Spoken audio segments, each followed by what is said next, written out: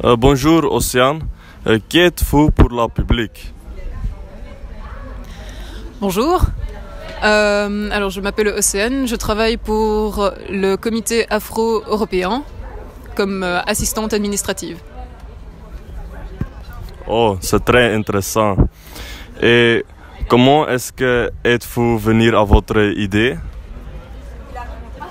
Alors quand j'ai rejoint la structure du comité afro-européen, eux étaient déjà en train de travailler sur un projet de culture de l'artémisia comme traitement antipaludique en République démocratique du Congo. Et donc j'ai rejoint le projet pour essayer de lancer une coopérative sur place. Ok, merci. Et pourriez-vous nous expliquer votre projet, s'il vous plaît? Donc, le paludisme, qu'on appelle aussi la malaria, c'est une maladie qui est propagée par les moustiques et on estime que 90% des cas de malaria se passent en Afrique.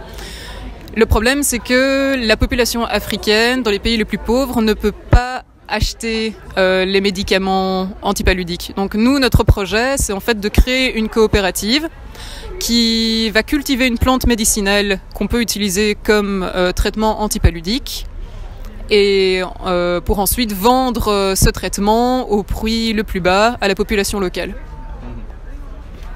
Oh, ça c'est très intéressant. Mais quelles sont vos responsabilités au Congo? Donc, en fait, les objectifs du projet, c'est vraiment de faire en sorte que la population locale devienne actrice du changement. Et donc par changement, on entend réduire les cas de malaria sur place, mais aussi créer de l'emploi, former les individus, notamment les femmes. Et donc ma responsabilité dans le projet, c'est notamment de trouver des financements, mais aussi de m'assurer que le projet pilote, qui est en cours depuis 2017, suit son petit bonhomme de chemin et qu'on progresse vers l'avenir. Et combien d'argent vous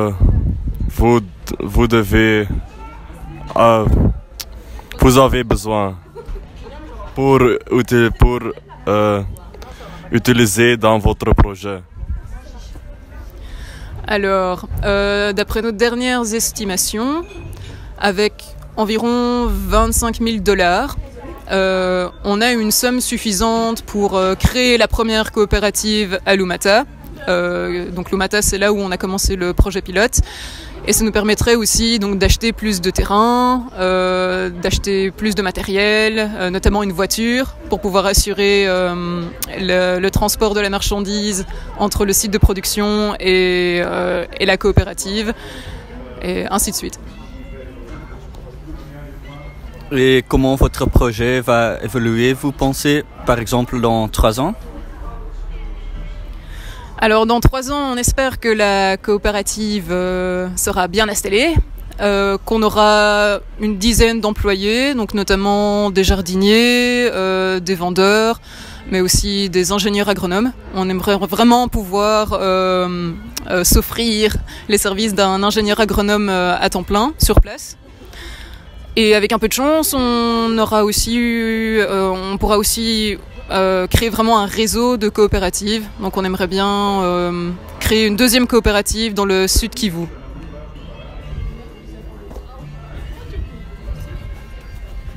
Et pourquoi avez-vous choisi de devenir une entrepreneuse? Je me suis toujours dit que il y avait beaucoup d'injustices dans le monde et qu'une des manières de pallier à cette injustice, c'était de donner du travail à des gens qui n'en avaient pas.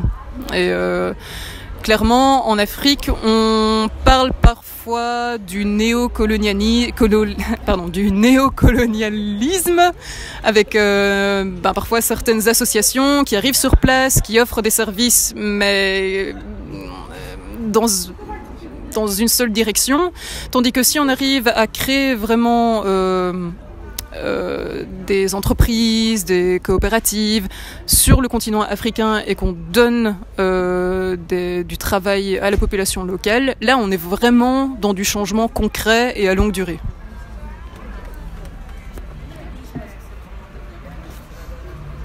Donc la population locale de Congo, ils vous acceptent avec le nouveau produit quelque chose?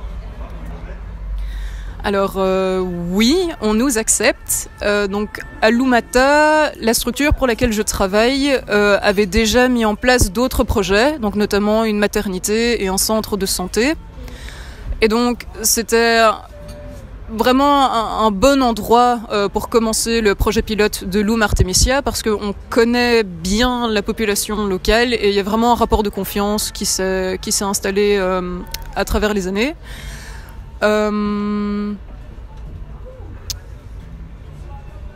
Le point le plus important, je dirais, c'est vraiment de discuter avec la population locale et d'être sûr que la population se sente écoutée et puisse donner son opinion aussi sur le projet.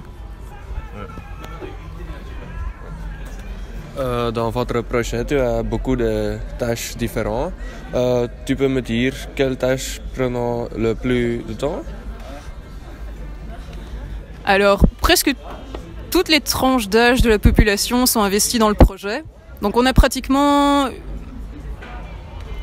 on a plus d'une centaine de personnes qui sont impliquées dans le projet. Et ça va des plus jeunes, donc des enfants, jusqu'au chef de village qui a facilement 75 ans, quelque chose comme ça. Et est-ce que vous sentez une différence culturelle entre la Belgique et le Congo et les gens qui habitent là? Il y a clairement une différence culturelle. Je dirais que pour lancer un projet comme le nôtre, en République démocratique du Congo, il faut savoir prendre son temps.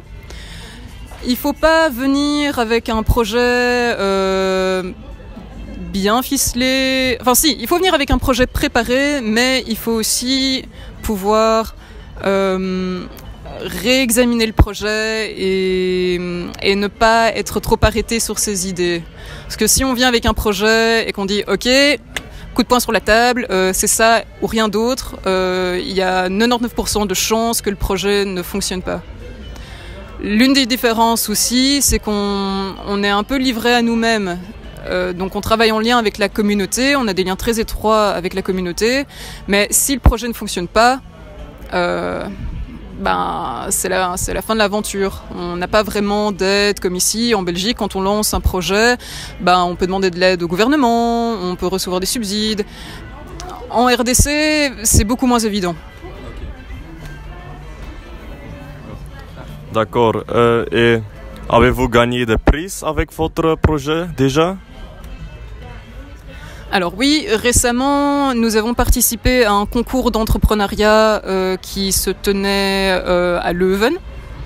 Et nous avons gagné le 2e prix de la meilleure start-up 2018 et également le prix du public. Wow, ça coûte très bon. Ça me semble très bon. Excusez-moi pour ma faute. Mais nous sommes des étudiants en gestion d'entreprise. Avez-vous aussi des conseils à nous donner pour entreprendre? Alors, comme je suis moi-même une jeune entrepreneuse, disons que j'ai pas encore toute l'expérience nécessaire pour donner des conseils. Mais je pense que, en tout cas, si vous voulez vous lancer dans un projet dans un pays en développement, et notamment sur le continent africain, j'ai 2 conseils. Donc, d'une part, prendre son temps, vraiment, et ensuite, bien s'entourer. Je veux dire, il n'y a pas de problème à ne pas savoir quelque chose, mais il faut vraiment pas avoir peur à demander des conseils à l'extérieur, à des gens qui sont plus calés, qui ont plus d'expérience, qui se sont déjà lancés dans un projet équivalent. Donc voilà, c'est les 2 tuyaux que je peux donner pour des étudiants. Et à votre opinion, comment est-ce qu'on doit diriger notre entreprise et notre personnel? Alors, je suis une grande partisante du système démocratique, on va dire, au sein de l'entreprise. C'est pour ça notamment que nous avons décidé de mettre en place une coopérative pour la culture de l'Artemisia, parce que je pense que le modèle classique de l'entreprise, donc qui est un modèle vraiment hiérarchique avec le patron tout en haut, qui est un petit peu le dieu, on va dire, de l'entreprise, c'est pas un modèle sain. Et donc, je dirais faire en sorte que tous les employés puissent s'exprimer sur le fonctionnement de l'entreprise, que ce soit à travers des réunions ou que ce soit par le modèle d'entreprise que vous mettez en place, c'est bénéfique. Vraiment, quand les gens se sont écoutés, ils ont plus envie de s'investir dans leur travail. Donc, c'est mon opinion en tout cas. Ok, merci. La relation avec le client est aussi très importante. Tu peux me dire comment on construit sa relation? Alors, la relation avec le client, donc si je me réfère à notre projet, qui est donc la culture de l'Artemisia et la mise en vente d'un traitement antipaludique, la relation avec le client, elle se fait notamment en connaissant le client. Avant de nous lancer dans le projet, on avait déjà vraiment un aperçu concret de ce que c'était que d'habiter au Congo, d'avoir un salaire de misère, de devoir parfois se passer de traitement parce qu'on n'a pas les moyens. Et donc, connaître son client à fond et être à l'écoute de son client, c'est, je pense, la meilleure manière d'établir une relation de confiance. Et que fait votre entreprise pour l'environnement?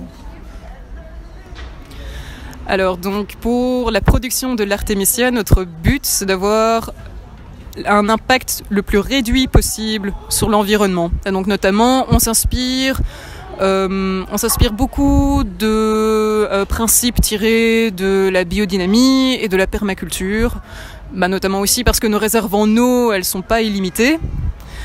Et donc, je pense que nos émissions de gaz à effet de serre, elles seront principalement générées par notre système de distribution, parce que malheureusement, pour atteindre la plupart des grandes villes, on devra utiliser la voiture, à défaut des transports publics.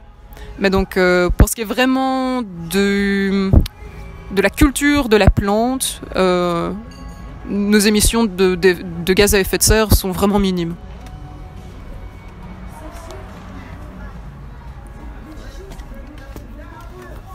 Donc, il y a encore des questions, mes mecs, ou non?